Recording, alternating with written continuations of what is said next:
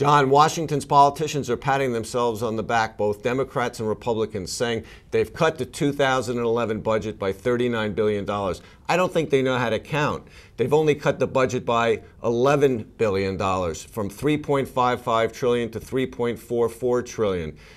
What's that in the wide ocean of debt that we have? This year, our government's going to spend 25% of GDP. We cannot be on a road to recovery as long as Washington is spending that much money. Here's another little nugget for you, Mike.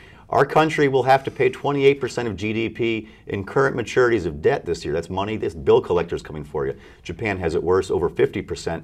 But Portugal and Greece have 20% of their GDP in debt maturities coming due. We have a worse ratio in that department than the Greeks and the Portuguese do, who are countries who are always chastised for being profligate spenders. Look, all the math is very, very fuzzy.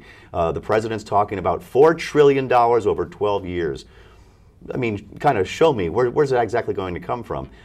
Senator or Representative Ryan, he has a very similar path, very similar goal, but a different way to get there. The bottom line is that at 10.8% of our GDP, the deficit, the highest in the industrialized world according to the IMF, we've got to do something. And whether Obama is serious about this or it's just a way to get the political lodestone off of his back that he hasn't done anything yet, we'll see. Right, and I think that one of the things that nobody really is talking about is how the government makes this look like a $39 billion change. What it does is in 2010, it comes out with one budget, and then during 2011, it changes its spending for 2010. It's already borrowed the money. So much of this so-called $39 billion in savings is money that the government has already spent, and it's money that the government has increased borrowing for. So it's already money the taxpayers are on the hook for.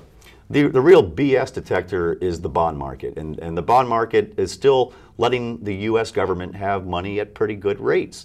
So we haven't arrived at a moment of apocalypse yet, but you know, rates are going higher, and if we don't do something about it now, that maturity of debt each year that comes due will be a lot more.